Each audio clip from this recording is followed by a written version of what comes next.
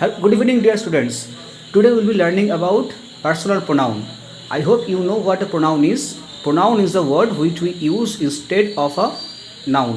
নাউনের পরিবর্তে যে ওয়ার্ডটা আমরা বসাই তাকে প্রোনাউন বলা হয়. There are various kinds of pronoun. প্রোনাউন্সের অনেকগুলো ভাগ আছে. Today we will be doing the first part. আজকে আমরা প্রথম ভাগটা করব, that is personal pronoun. Dear students, let's see. Personal pronoun এর দুটো ভাগ আছে. Personal pronoun has two parts, that is subject pronoun and its object pronoun.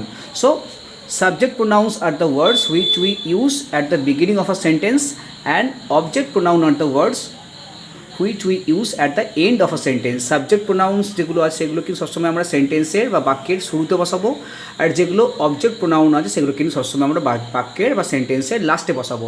This is a big difference. Now dear students, now look, এদিকে ভালো করে দেখো.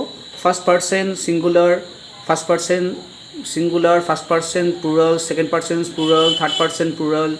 এবার তোমার থার্ড পারসন মেলে কী হবে, থার্ড পারসন ফিমেলে কী হবে, থিংসের ক্ষেত্রে কী হবে, সেগুলো সব ভালো করে এখানে দেওয়া আছে. যেমন ধরো ফার্স্ট পারসনে সিঙ্গুলারে হচ্ছে আই, আই মানে আমি. কোনো স্পিকার থাকলে আই ইউজ করা হয়, আর এর অবজেক্ট হচ্ছে মি. সো আই থাকলে সেখানে অবজেক্টে মি হবে. মি মানে আমাকে, আই মানে আমি. আর second see, second person singular means you, you মানে তুমি. And here also the word is same you, but the meaning is different. এখানে ইউ মানে হচ্ছে তোমাকে, এটা হচ্ছে অবজেক্টের ক্ষেত্রে. ওয়ার্ডটা সেম আছে but meaning different. See number 3, third person মেলের ক্ষেত্রে হচ্ছে হি, হি মানে হচ্ছে সে, and the object is him মানে তাকে. Third person female is she, এ মানেও সে, but it is female. Masculine জেন্ডারে ফেমিনিন জেন্ডার মানে কোনো ছেলে বা পুলিঙ্গ থাকলে মেল হবে, কোনো স্ত্রীলিঙ্গ থাকলে তোমার এখানে আমাদের সি হবে. আর এর অবজেক্ট প্রোনাউন হচ্ছে হার, হার মানে হচ্ছে তাকে. নাও we'll see the next one, third person thing. It means we use this third person while describing or talking about anything or any very tiny or small animals. See, third person things we have it, it মানে হচ্ছে ইহা, and the object is also it, it means ইহাকে. First person plural is we, we means আমরা. So basically যদি কোনো speaker থাকে সেখানে আমরা আই বা আমি বলবো. এবার সাপোজ ধরো স্পিকারের সঙ্গে কেউ আছে, স্পিকারের সঙ্গে অন্য আর কোনো পার্সন আছে, তখন আমরা উই ইউজ করব. আর উইয়ের অবজেক্ট প্রোনাউন হচ্ছে আস, মিন্স আমাদেরকে. Now second person plural, second person plural হচ্ছে ইউ. তাই দেখো এখানে সেকেন্ড পারসন সিঙ্গুলার হচ্ছে ইউ মানে তুমি, আর সেকেন্ড পারসন প্লুরাল ইউ মানে হচ্ছে তোমরা. And this object is same, তোমাদের. Third person plural is they, means তারা. Means if there are more than one people then will use they, and its object pronoun is them. তাহলে ভালো করে deer স্টুডেন্টরা ভালো করে তোমরা দেখো যে আমরা কখন কীভাবে কী ইউজ করবো. ফার্স্ট পারসন সিঙ্গুলারের ক্ষেত্রে আমরা সাবজেক্ট প্রোনাউনে কী ইউজ করবো, অবজেক্ট প্রোনাউনে কী ইউজ করবো, মেল থাকলে কী ইউজ করবো আমরা, ফিমেল থাকলে কী ইউজ করবো, এবং তাদের সাবজেক্ট এবং অবজেক্ট কীভাবে তোমরা ভালো করে এটাকে তোমরা লক্ষ্য করলে বুঝতে পারবে আশা করি. সো কোনো স্পিকার থাকলে আমরা আই ইউজ করবো, আর অবজেক্ট হচ্ছে মি. কোনো যা আমরা যার সঙ্গে স্পিকার যার সঙ্গে কথা বলছে সে হচ্ছে ইউ,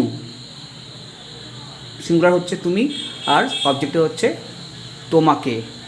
ইউয়ের কিন্তু আরেকটা আছে, তোমরা দেখতে পাচ্ছ এখানে একটা আছে ইউ, এখানে একটা আছে ইউ. আবার দেখো এখানেও আছে ইউ, এখানেও আছে ইউ. তো ইউ ওয়ার্ডটা একটা, কিন্তু এদের ইউজেজ এবং এদের মিনিং ডিফারেন্ট আছে. সেকেন্ড পারসন সিঙ্গুলার ক্ষেত্রে ইউয়ের মানে হচ্ছে তুমি, আর সেকেন্ড পারসন প্লুরালের ক্ষেত্রে ইউয়ের মানে হচ্ছে তোমরা. অবজেক্টের ক্ষেত্রে কি তোমাকে সিঙ্গুলার হচ্ছে, আর ইউ মানে তোমাদেরকে, এটা হচ্ছে plural. So dear students, third person plural means যদি if there are more than one people, one person, if there are many people, যদি একজনের বেশি বা অনেক লোক থাকে আমরা দে ইউজ করবো.